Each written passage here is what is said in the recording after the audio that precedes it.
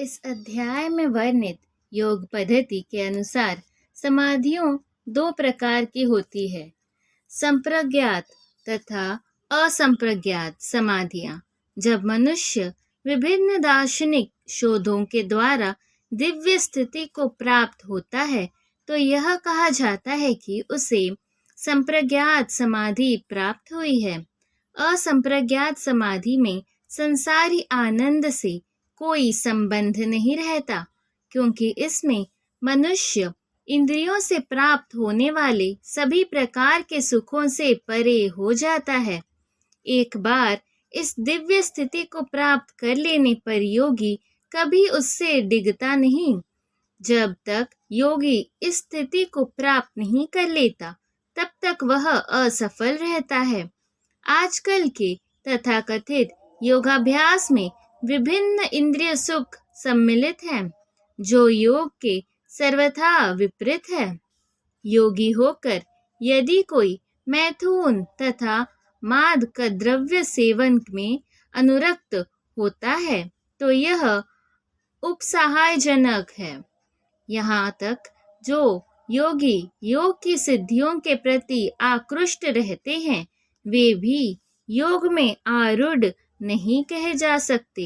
यदि योगी जन योग की अनुसंगिक वस्तुओं के प्रति आकृष्ट है तो उन्हें सिद्ध अवस्था को प्राप्त हुआ नहीं कहा जा सकता, जैसा कि इस श्लोक में कहा गया है। अतः जो व्यक्ति आसनों के प्रदर्शन के या सिद्धियों के चक्कर में रहते हैं उन्हें यह समझ लेना चाहिए कि इस प्रकार के योग का मुख्य उद्देश्य ही समाप्त हो जाता है। इस युग में योग की सर्वोत्तम पद्धति कृष्ण भावनामृत है, जो निराशा उत्पन्न करने वाली नहीं है।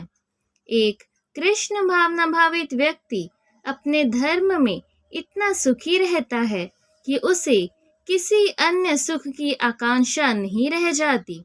इस दंभ प्रधान युग में हठ योग, ध्यान योग तथा ज्ञान योग का अभ्यास करते हुए अनेक अवरोध आ सकते हैं, किंतु कर्म योग या भक्ति योग के पालन में ऐसी समस्या सामने नहीं आती।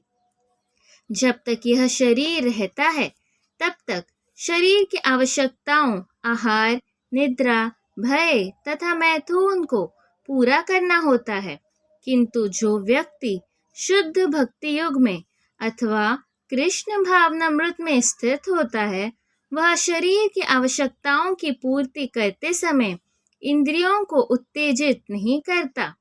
प्रत्युत वह घाटे के सौदे का सर्वोत्तम उपयोग करके जीवन के न्यूनतम आवश्यकताओं को स्वीकार करता है और कृष्ण भावनामृत में दिव्य सुख भोगता है।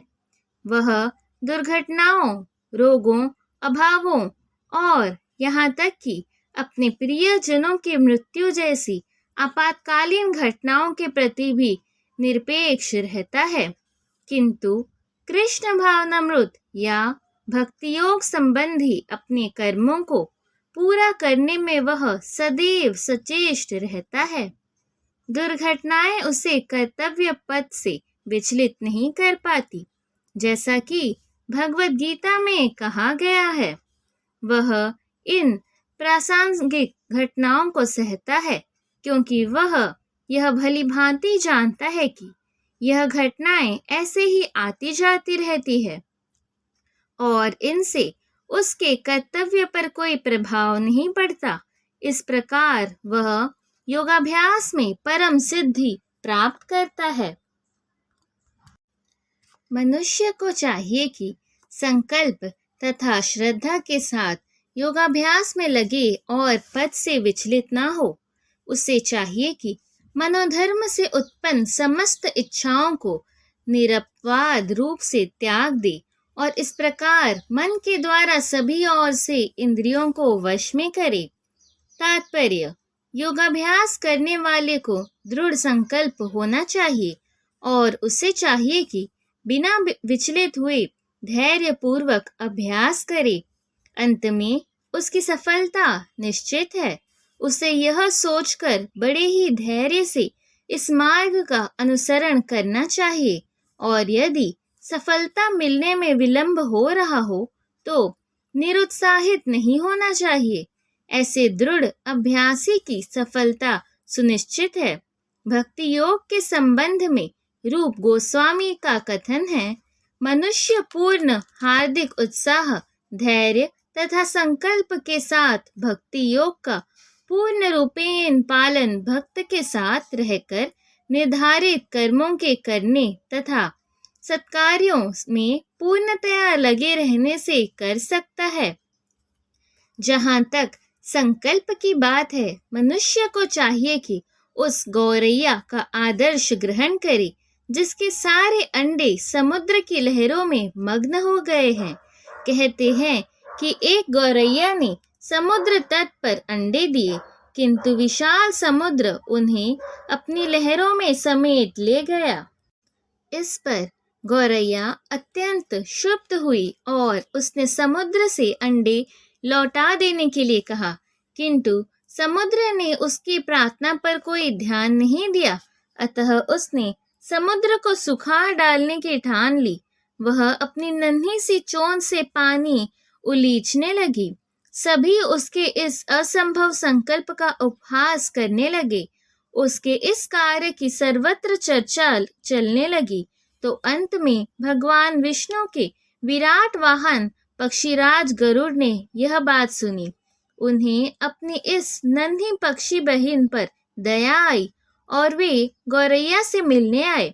गरुड़ उस नन्ही गौरैया के निश्चय से बहुत प्रसन्न हुए और उन्होंने उसकी सहायता करने का वचन दिया।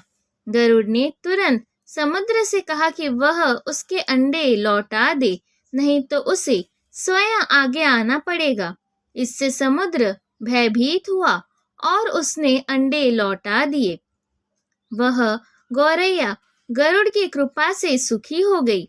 इस प्रकार योग, विशेषतया कृष्ण भावनामृत में भक्ति योग अत्यंत दुष्कर प्रतीत हो सकता है, किंतु जो कोई संकल्प के साथ नियमों का पालन करता है, भगवान निश्चित रूप से उसकी सहायता करते हैं, क्योंकि जो अपनी सहायता आप करते हैं, भगवान उनकी सहायता करते हैं।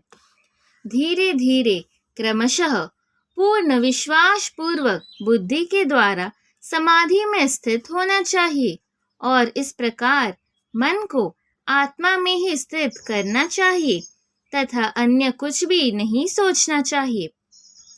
तात्पर्य, समुचित विश्वास तथा बुद्धि के द्वारा मनुष्य को धीरे धीरे सारे इंद्रिय कर्म करने बंद कर देना चाहिए।